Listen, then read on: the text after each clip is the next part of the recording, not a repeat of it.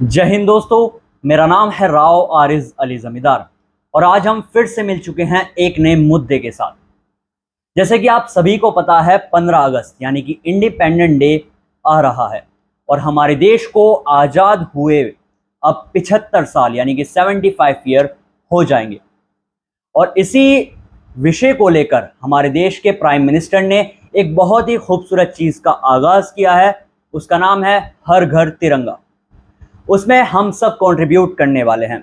जैसे कि आप सभी को पता है कितना खूबसूरत पल होगा वो जब हर घर में तिरंगा लहराएगा। और मुझे बेहद खुशी है इस बात की कि सरकार ने, हमारे देश के प्राइम मिनिस्टर ने थाली और ताली से बढ़कर कुछ नया सोचा है, कुछ अच्छा अनाउंस किया है। तो क्या आप सबको पता है हमारे देश के तिरंगे के बारे में कुछ ऐसी बातें कि जिससे हमारे देश के तिरंगे का अपमान ना हो? तो इसी मुद्दे को लेकर मैं आज आपको ऐसे 10 फैक्ट बनाने वाला हूं। तो चलिए हम अपनी वीडियो को शुरू करते हैं। At the stroke of the midnight hour, when the world sleeps, India will awake to life and freedom. जैसे कि आप सभी को पता है, मेरे चैनल का और मेरा उद्देश्य सिर्फ यही है कि आप देशभक्त बने, अंधभक्त ना बने।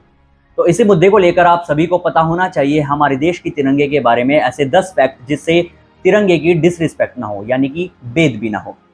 तो ऐसे 10 फैक्ट में नंबर 1 पर आता है, हमारे देश के तिरंगे को 22 दिसंबर 2002 को अनुमति मिल गई थी। जो आम नागरिक हैं वो अपने घर में तिरंगा फहरा सकते हैं, ऑफिस में तिरंगा फहरा सकते हैं, वरना उससे पहले ये अनुमति नहीं थी। नंबर 2 पर आता है, जब भी तिरंगा फहराया जाता है, चाहे वो 26 जनवरी हो, चाहे वो 15 अगस्त हो, तो जो तिरंगा फहराता है उसके राइट साइड में तिरंगा होना चाहिए, लेफ्ट साइड में नहीं होना चाहिए। नंबर 3 पर आता है, 29 मई 1953 में हमारे देश का जो तिरंगा है वो पहली बार माउंट एवरेस्ट पर फहराया गया था। नंबर 4 पर फैक्ट आता है, किसी भी प्रकार की सजावट नहीं होनी चाहिए तिरंगे में। जिस तरह का तिरंगा दिखता है, जिस तरह से होता है, उसी तरह का तिरंगा होना चाहिए जो फहराया जाएगा।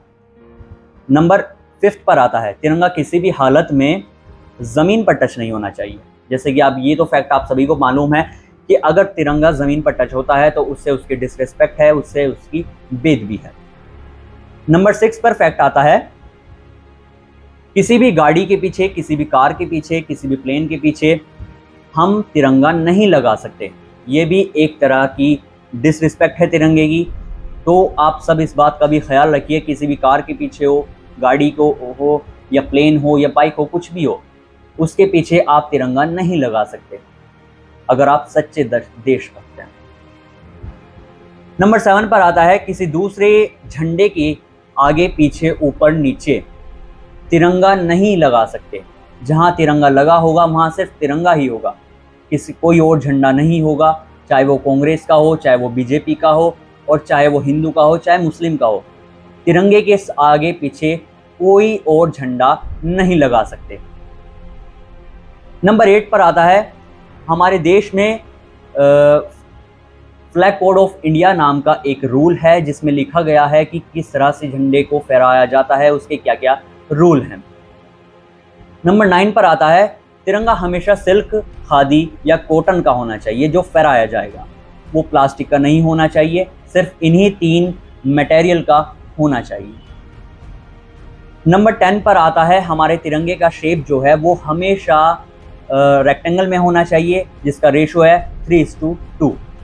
तो ये ऐसे 10 फैक्ट है जो मैंने आपको बताए। शायद आपको नहीं मालूम तिरंगे के बारे में 10 फैक्ट बताए, वो आपको कैसे लगे आप मुझे कमेंट बॉक्स में ज़रूर बताइएगा। और इन 10 फैक्ट में से आपको कौन सा ऐसा फैक्ट जो है पहले से मालूम था वो भी आप मुझे ज़रूर बताइएगा।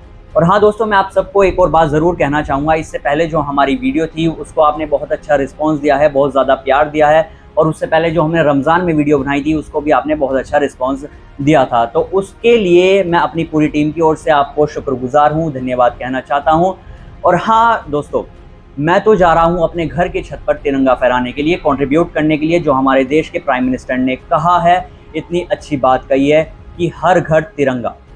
तो आप कब अपने घर में तिरंगा फहरा रहे हैं ये भी आप बताइएगा और आप तिरंगा ज़रूर फहराइएगा। तब तक के लिए आप अपना ख्याल रखिएगा। फिर से हम कुछ नए विषय के साथ मिलेंगे, मुद्दे के साथ मिलेंगे। जय हिंद।